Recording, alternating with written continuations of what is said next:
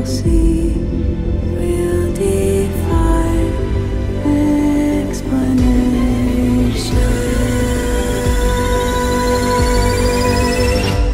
Well, hello everyone! Today I'm doing a big video retrospective of one of the greatest series of all time, Cobra Kai. I'm going to go over all 5 seasons, and I know we are getting season 6 soon, and I'm excited, and I plan to do a retrospective of it by itself after its release and after I watch it, which will probably be like 2024. So let's get things started, and let's start in this big Cobra Kai Never Dies retrospective. So let's hit it!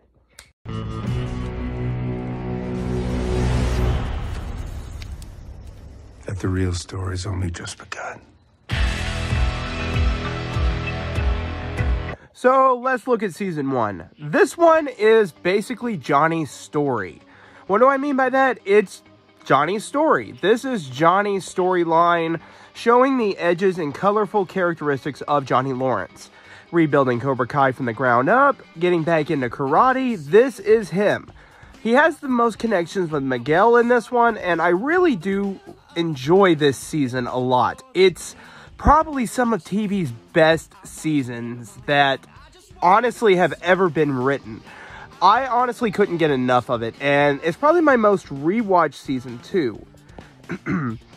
So, what is so great about this? Well, I like a lot of the moments out of this. Like, if you see my Cobra Kai moment videos, you'll see a lot of moments from this season in the list, especially in the top 10 list. I mean, shit, this one is great. I mean, William Zabka proved that he could actually hold down a good acting spot, and he proved it in this season. I mean, he really kicks ass. Although, one thing I don't care for is making Johnny a little too, well, dumb. They really go too far about making him really stupid. Like, he doesn't know how to work on the internet. He barely knows a lot of the slang and the cyberbullying stuff and etc. It's honestly not that hard. I mean, I'm a little technology slow too, but good God, they make Johnny look like almost, what's a good term for it? Technology impaired? Technology mentally challenged? I don't know. That's the only thing I don't like what they've done with his personality. But it's just like a little small detail in the entire franchise. It's still so good. And then we get introduced in a little bit through the episodes with Ralph Macchio, who is just great in this. He really added more personality to Daniel, and I absolutely love it. What can I say other than Ralph Macchio has added so much more personality and characteristics to Daniel, and he could be a little unlikable in this season too. I could see why he is so paranoid, especially if you watched Karate Kid Part 3 about shutting Cobra Kai down, but he goes to some really messed up things to do this. I mean, trying to get the landlord to raise up the rent so Johnny can't afford it, it's kind of messed up. I like that Johnny is more into this with his stepdad. You learn that he was bullied and kicked around like shit too. And we're not just thrown in. It's not all based in nostalgia in this season until the final episode. But there are some good writing going on here, and I love it. I love Johnny's relationship with Daniel and how it starts to turn into more of a frenemy friendship here. And you see how much more they have in common. Johnny's real dad went out and just left him. And Daniel's real dad passed away. They both kind of had a connection with their senseis. And yeah, Johnny's connection with his sensei went really bad. There are other storylines that kind of work out too. I really like Miguel's storyline going from, well, the kid that gets pushed around, a kid that becomes the badass, but then he kind of goes a little too far in some scenes. And I like how Robbie becomes, well, a drug dealer punk, you know, that has a history, a bad history going on, and he lashes out at the most inopportune times. He's a thief, and yet he meets Daniel, and Daniel tries to coerce him in the right way, but misunderstandings happen. What makes this season work a lot is they take the misunderstanding cliche and they empower it. They improve it. Like a whole lot. One of the best scenes to me is probably the final battle in this tournament. It feels so much bigger than the first movie. And there's just a lot going on. Now I'm going to talk about the music. The music itself is great. It has a lot of that 80s vibe music with some new music added in too every so often, like current music or, well, now recent music added in too, just to give it a good balance. Then there is the original soundtrack that was composed, and good God, this is awesome. Johnny's theme is probably one of the most memorable themes that I've ever heard.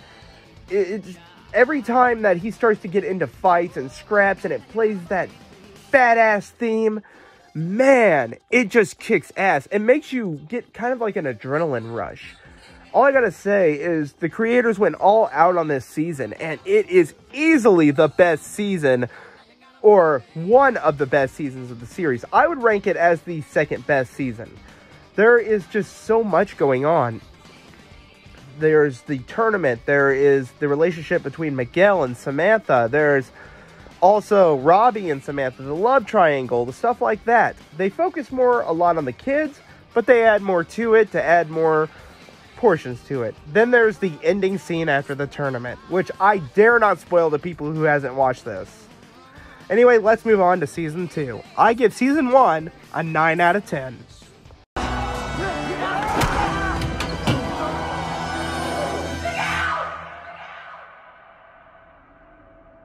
Now we're on to Season 2, and if you guys remember my ranking of the seasons that I did like 2 years ago, I consider this one my least favorite of Cobra Kai, and honestly, yeah, it is. And I think I know why. This is the training season. That's what I consider this one. It's basically after the entire Whole Valley tournament, the training season has to happen. And I get that it's kind of like summer vacation, stop the fighting, let's get into the training. This time, Miguel is getting into Cobra Kai, and John Kreese is back. This should be a powerhouse season. I should love this one.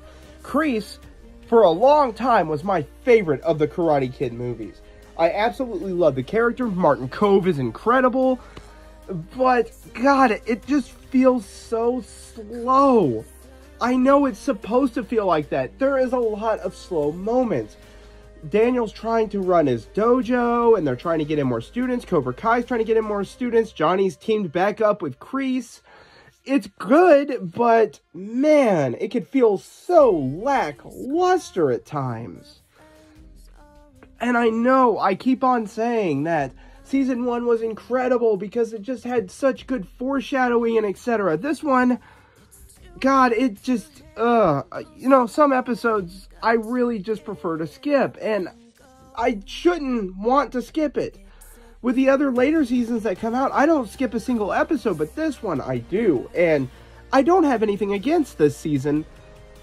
Unbelievably, there is some really good defining characteristic moments in here. There's basically Robbie opening up to Johnny again. There is Daniel and Robbie bonding. I should love this.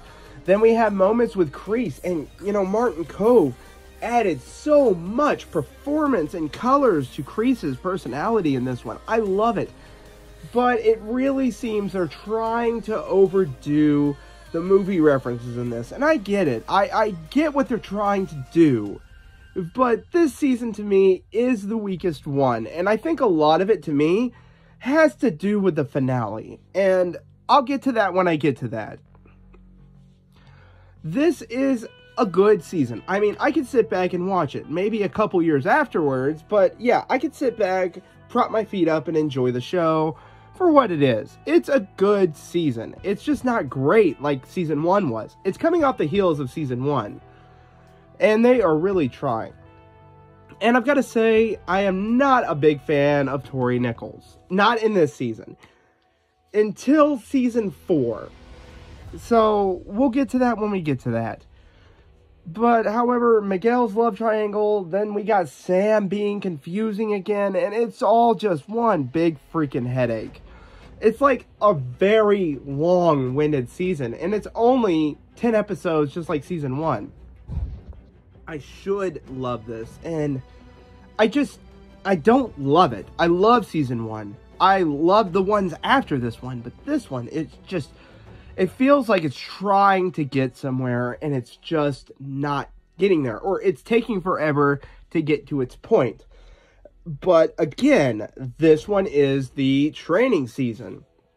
Now, I do like a lot of the character bonding going on here. I do love Johnny and Miguel kind of bonding here. And then Johnny and Carmen's relationship is starting to blossom here. I do like that a lot.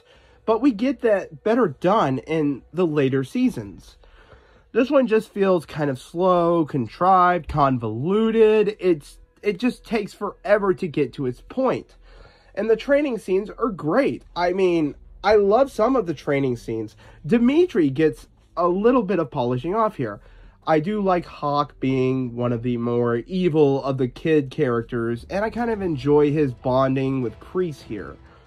It's kind of cool how Hawk is easily influenced by certain other characters, and that's great too. We get more of character-defining moments for characters like Hawk, Miguel, and etc.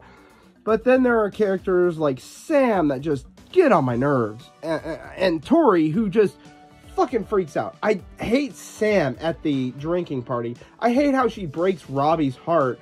And you find out that she just fucking makes out with Miguel at a party.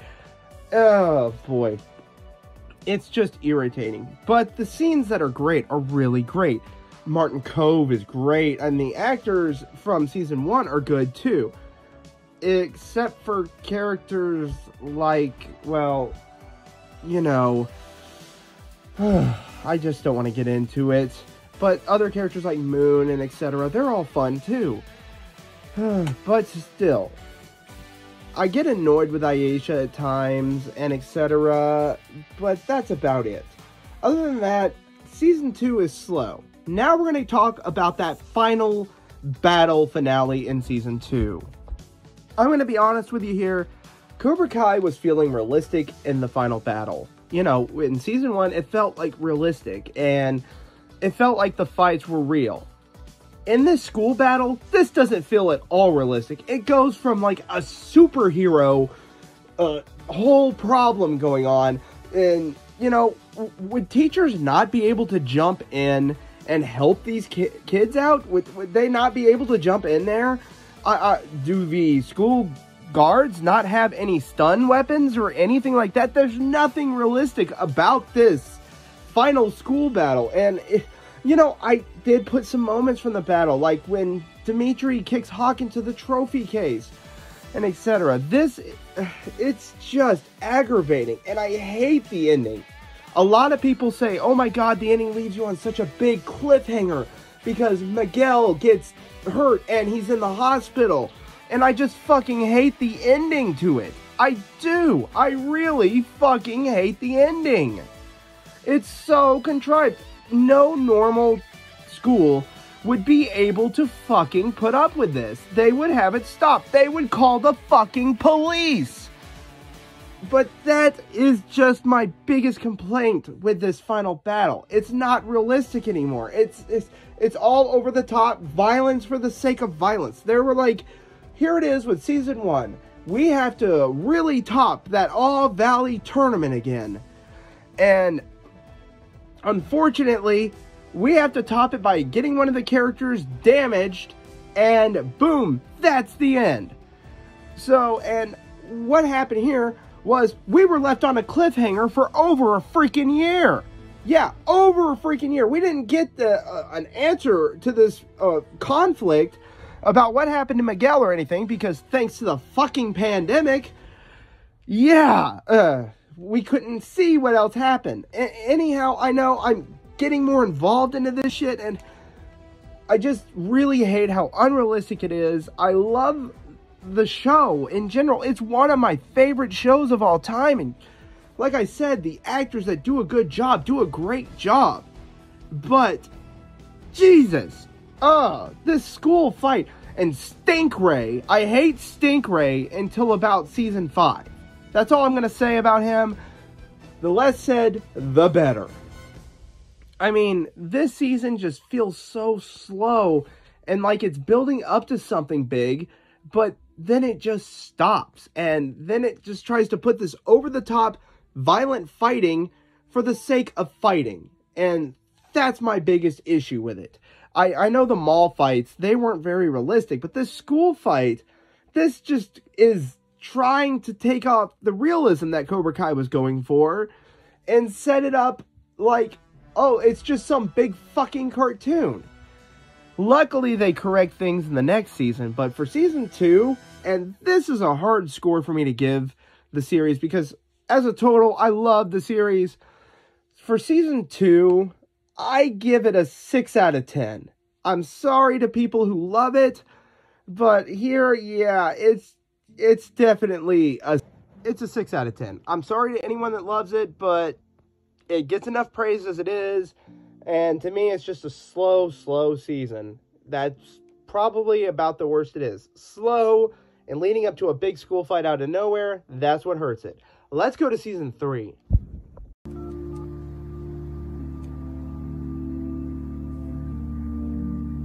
Hey. Long time. Now we're on to season 3, which I consider the recovery season. Why do I call it that? Well, it does focus a little bit on Miguel's recovery, his relationship with Sam recovering, and etc. And of course, Robbie getting out of juvenile hall / jail or whatever. It's all interesting. And I've got to say, season 3 is slow, but not slow in the same sense as season 2 was. Season 3 has a good slow burn with Kreese, with Johnny, with everybody here. I love season 3. God, it just took some of the realism back from the fucking season 2 school fights. And they do still talk about it, and etc. And thank God they kicked Aisha out, because good God, she just got on my nerves. I know a lot of people like Aisha a lot, but honestly, her over-the-top being a badass girl or whatever just got on my nerves. She was annoying. Anyhow, season 3 is basically the recovery season, like I said. Johnny's trying to get some money to help Miguel's surgery, and etc. We also get to recover the relationship between Johnny, Allie, and Daniel. And we kind of see a small friendship starting to form again. It's kind of nice. Some of the episodes in here are really nice and interesting. I really like some of the events the characters have to go through. Kreese even. Now, this season was definitely more Kreese's story. Why do I say it was Kreese's story? Well, Kreese keeps trying to get Johnny back to join Cobra Kai. Johnny wants nothing to do with Kreese. And we get more of Kreese's flashbacks in here, which make an awful lot of sense on why Kreese is the way he is. Why he's so gung-ho. Yes, he was kicked around at first. He had a tragic backstory with his mother. And on top of that, he definitely has more of an arc going out. You actually feel sorry for the character and etc. going on. I really enjoy the characteristics of Kreese in this one. This was Kreese's season. And it does kind of shine Kreese as more of a natural fighter than some of the other characters. Why do I say that? Even before he joined the army, he was able to kick ass in this season. Why? Even before he joined it. He beat up the bully named David, and he took them all down. Everything was pretty welcome in here. Johnny kind of gets more into it with Carmen again, which is always a plus for me. Daniel tries to repair the relationship between him and his daughter, and Sam has her own recovery that she has to go through, her PTSD. Everything seems to really go well in this season. I like it. And there is a lot of good buildup. And it's a slow burn, like I said. It's kind of getting back to its season 1 roots. And we are seeing more of Kreese. I was so disappointed with season 2, but season 3 actually fixed a lot of issues I had. And Kreese, honestly, is one of the best characters in the show. Martin Kove just adds so much personality to the character.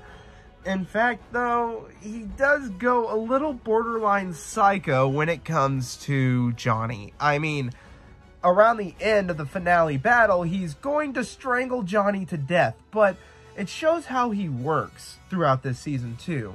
Yeah, we see him in his tragic army past, how much of a hero he actually is, how much of a badass the character is, and yet how he can manipulate people. How he can manipulate Hawk or Tori or even basically Robbie throughout him visiting him, sticking his fangs, so to speak, into the character and being able to poison them and turn them against everybody. It's all very interesting. And personally, my favorite student-teacher relationship is between Kreese and Tori. Now, I hated Tori for a long time, especially in Season 2, how she just pulls out a fucking knife and tries to knife Sam. It's kind of fucked up, but I kind of get her point of view because we see more of her home life in this season, and we see Kreese kind of setting up a bond with her. This is his kind of repair with Johnny Lawrence, and it's just kind of interesting. He does genuinely care about Johnny, and he does genuinely care about Tori. I really like that. The characters have so much in common, and everything about this season kind of just flows. Though, there are some scenes in this season that are kind of stupid. How the hell did Kreese get the snake into the dealership car? Did he sneak in there at night? What the hell was that all about? Did he pay somebody on the team? Also, we get some good storyline with Daniel, too. Daniel gets to go to Okinawa, and we get to see Chosen, who becomes an MVP later on in the series. That's great. I love Chosen and Daniel's chemistry here. They're not out to beat each other up or yell at each other. They kind of just form a strong bond friendship. If only rivalries would die this way with Johnny, he could be able to beat Cobra Kai. Johnny, however, in this season is trying to get Miguel to walk again, which I really like that too. Even though I kind of slammed it in the season 2, the whole, thing going on with Miguel falling off the rail by Robbie and all that bullshit, I didn't care for that, but I do like seeing Miguel and Johnny's relationship kind of build. We get to see more of Robbie and, Juvie too, and he's trying to use the Cobra Kai lessons to kick ass. And it does have a payoff in the next season. Basically, when Robbie gets out, Daniel's trying to still protect him, and etc. I like all that. Everything about this season is just nice. It's got a good flowing pace, and it doesn't feel so forced. And we get a good cliffhanger here. Daniel and Johnny finally are going to take down Kreese. Now, they do it separately, though. So, that does kind of make it a big meh thing. But Johnny finally accepts Daniel is going to be the one to defeat Kreese. However, they are stopped at the very last minute, and Kreese gets to the phone to call a familiar person. And if you guys seen the show, you know exactly who he makes the phone call to. This one was building up to Terry Silver, who we see in Season 4. And it's such a better paced season than Season 2. With very few dumb moments, I like this season a lot. The kids' storyline is good. Miguel, Johnny, everybody's storyline is great. We get a lot of background information on John Kreese, which is just awesome. So, basically, how I'm going to score this one is, honestly, 8 out of 10. It was that good. So let's go to Season 4, the big one. I'm shedding my weakness, Captain. Season 4, the wager season, or the big bet season. Whoever decides to win at the All Valley tournament this year has to close down their dojos. Will it be Cobra Kai? Will it be Miyagi-Do? Or will it be Eagle Fang? Which is kind of a cool name if you think about it. Either way, I call this one the bet season.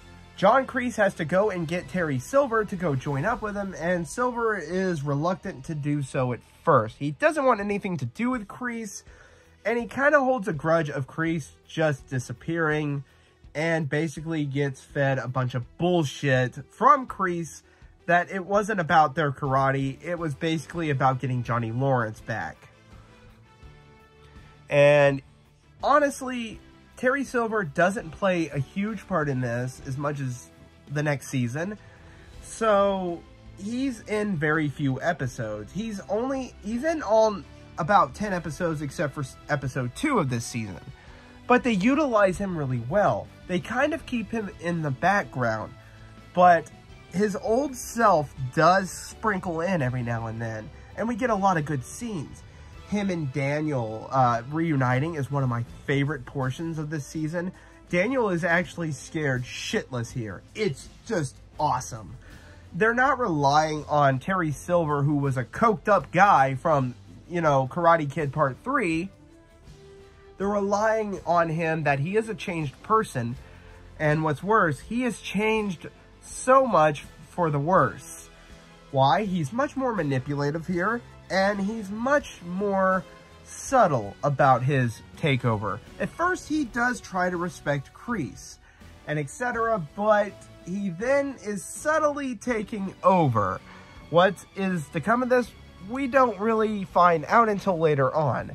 The other storylines go on until, well, Daniel and Johnny join dojos and they still have to fight, and they keep getting into arguments, and they split up by episode 5, which I think was a mistake, but there's a good payoff in the next season, so I'm not going to get into that. But these two constantly fight again, the way that they've split their dojos up and etc. It's the same bullshit over and over and over again. But they do it in a better way. Johnny is actually jealous of Daniel and Miguel bonding, which is weird.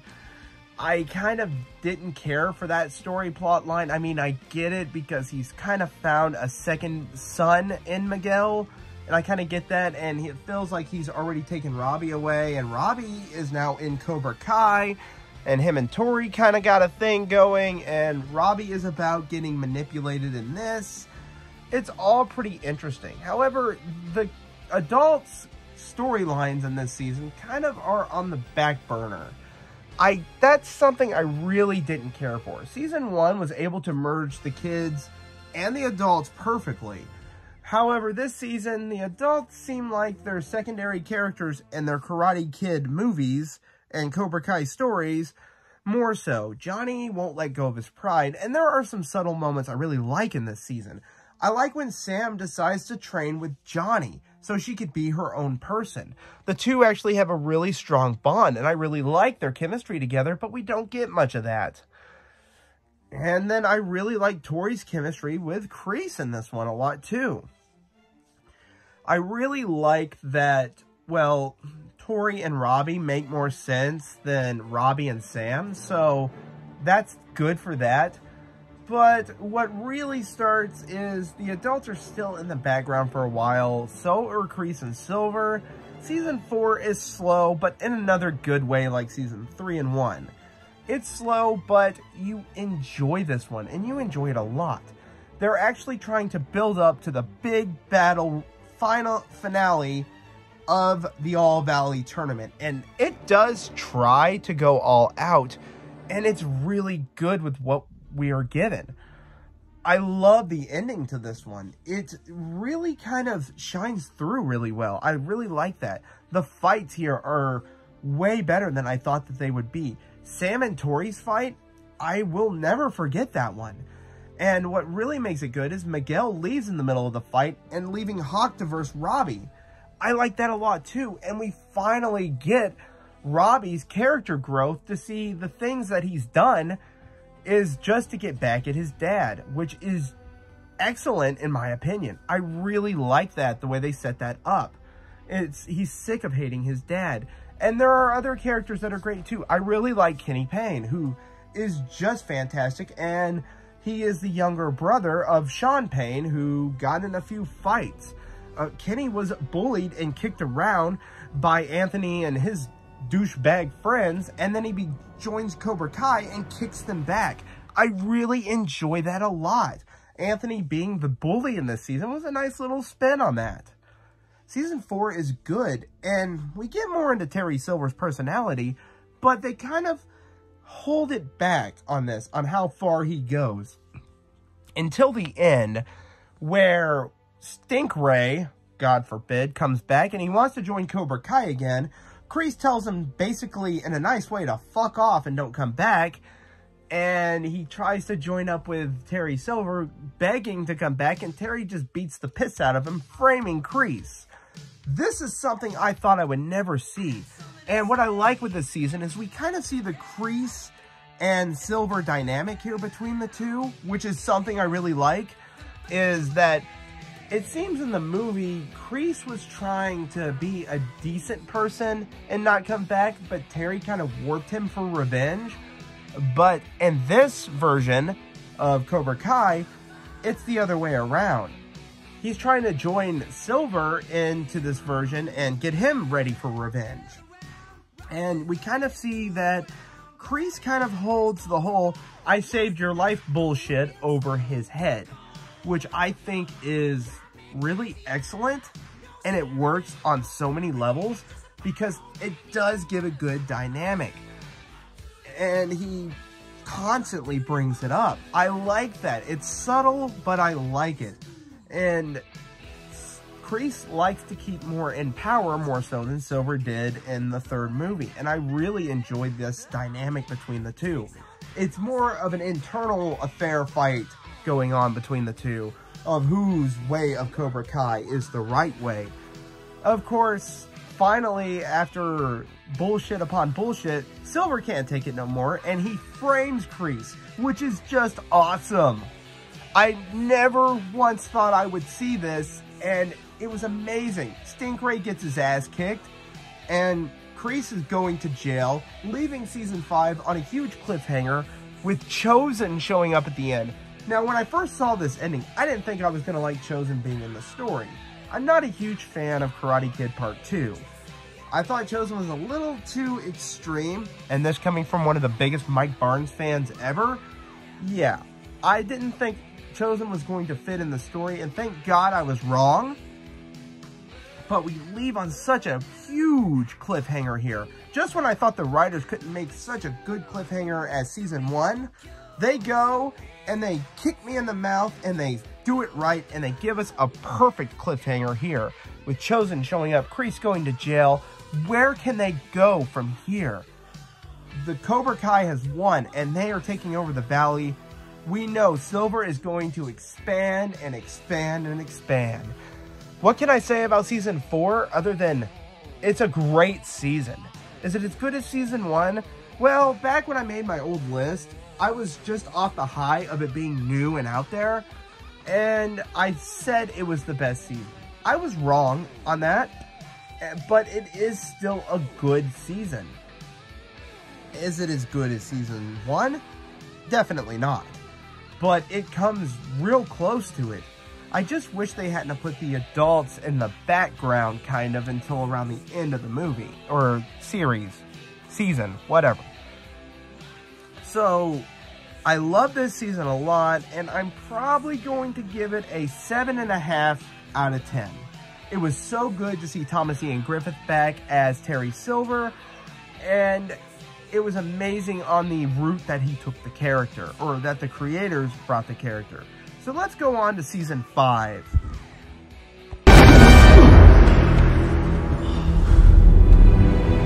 You bit off more than you could chew. And now that the writing's on the wall, you want to surrender? Okay, I'm going to spoil it for everybody. Season 5 is my favorite season. I didn't think it was going to get any better than season 1 or season 4 at this point, but damn, I was wrong.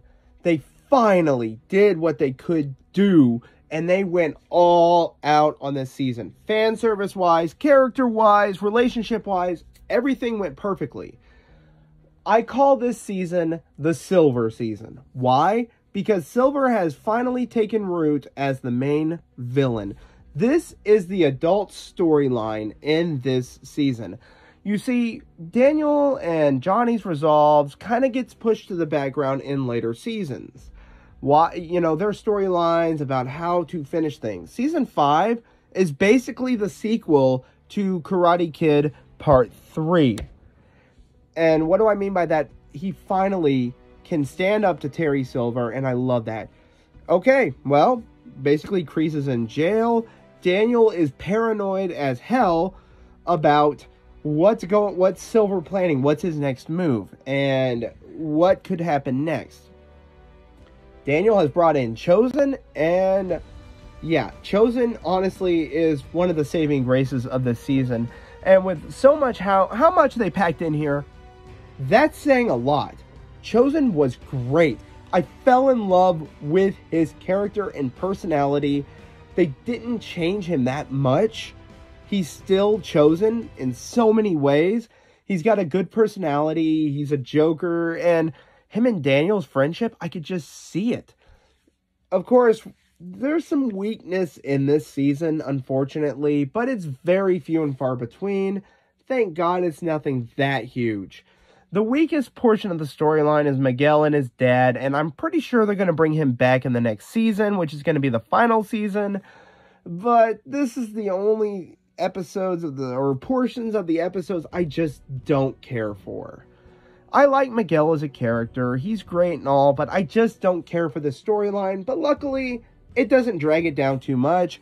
Johnny and Robbie are kind of getting a father-son bonding to go look for Miguel. And so much conflict is resolved in this season. What do I mean? I mean, there is a lot of conflict resolved. And it works so well. Finally, Johnny and Daniel become actual friends. And they respect each other. I love that.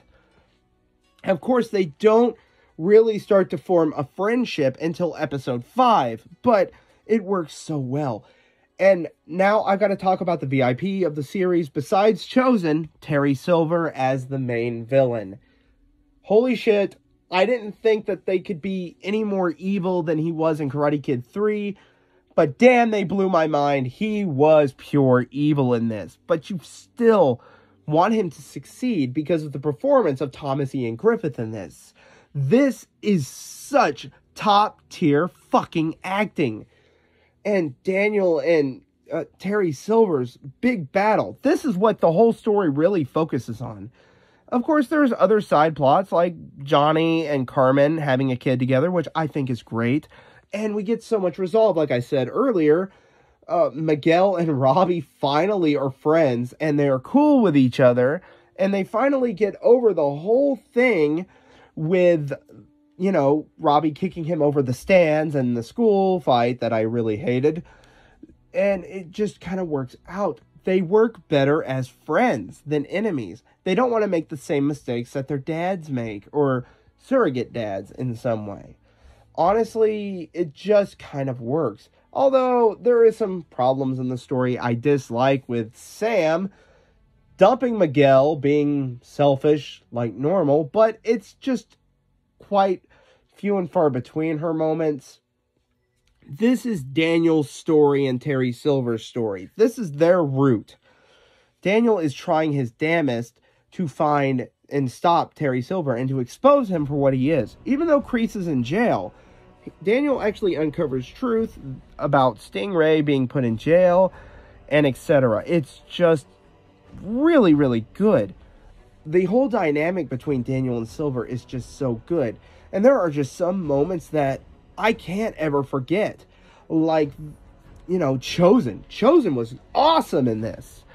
He's not a background character, which that's what I thought he was going to be. Chosen really does kick ass in this. One of my favorite little moments is in episode 3, where he gets in a fight with Mike Barnes. Chosen himself is trying to find redemption. That's what I think anyway. That's how I see it. Chosen is trying his damnedest to find redemption and to be Daniel's actual friend. He cares. And then there's a story plot with Amanda, and how they bring Jessica Andrews from Karate Kid 3 into this was brilliant. I love it. is the fact that Amanda, who is just so sick of Daniel's bullshit, who leaves town to go stay with her cousin, Jessica Andrews, is great. And Jessica finally tells the story about what Terry Silver did to Daniel this whole time and what happened to her and their relationship as the show went on. I love that. Honestly, also there's a little Harold and Kumar Go to White Castle reference in this. Just to spot that. But anyway, I love that. Amanda finally gets to see things through someone else's eyes instead of just what Daniel tells her. Daniel left out a lot in the information, and I love the fact that Daniel and her, after Daniel gets his ass beat by Terry Silver in episode 5, she shows up and the first person Amanda calls is Johnny. Oh my god, that says a lot right there. And Johnny and Chosen, I love their chemistry too. Man, everything works. There's just a few little things in this season that I kind of wish they would have expanded on. There is Sensei Kim, who Terry Silver does bring in to, because she is the granddaughter of Kim Sung-young. But however, she's kind of put in the background for a little while. She's an extreme tough teacher, and I really like her personality, and her design and stuff looks really cool. But however, she's kind of put on the back burner by the end of the series, and I don't really care for that. We're getting on to that there. That's my only issue. I wish she could have got expanded on a little more. I think she will in season 6, but yeah, it felt like a lot to be desired with her personality. When it comes to Silver, though, he was in the full front seat as the main villain. Kreese was basically just kicked out, Silver takes over, and it was just amazing. I love this season to pieces. Even the slow moments start to build into great moments. It's not a slow season at all. There is something happening every time. Tori, all the kid characters, when they do get to shine, they get to shine. Tori gets her own little storyline of how she feels about being a cheater. And I really like the progress that she goes through. And that her and Kreese have a sting operation going on to expose Silver as well. I really enjoy this season. Almost every episode is watchable. There is no skippable episode. Maybe some skippable scenes. But other than that, yeah, this one is their best season. And it felt like a proper ending to the Karate Kid 3 movie. Daniel versus Silver is one of my favorite moments, but I'll talk about that in a minute. We're going to talk about Chosen versus Silver. Finally, at the final moment, and this was a moment that I thought I would never see in my life, all three bullies, Johnny, Mike Barnes, and Chosen, working together to take out fucking Silver's group. And Mike, man, I wish he would have had more screen time, but I'm hoping to see more of him in season 6. Is just great, and how Sean Kanan was able to add so much more personality to his character is amazing. I love it. He does kind of pump you up, and nobody ever talks about how he took a straight kick from Johnny and still charges at him. I love that shit. But man, this season just brings everything full circle. We even get to spend a little time with John Kreese, but the less I say about that, the better at the moment. Those scenes are important, but the less I say, the better it is for the surprise. I love this season. This is best TV writing at its best. Chosen versus Terry Silver is amazing, and it might be because Thomas Ian Griffith does his own stunts, and the fighting feels so raw and so real. His final moment just leads up to everything. Johnny realizing that the life he's fighting for, with Terry Silver's goons and the Fist, I guess that's their name, the Fist, is important. And he just goes all out and tries to fight himself. And I just love that, how he gets that extra charge. The only thing I didn't like about these scenes was, well, it seems that my favorite bully, Mike, got knocked out a little too early, which was bullshit. Mike should have had some more fight scenes.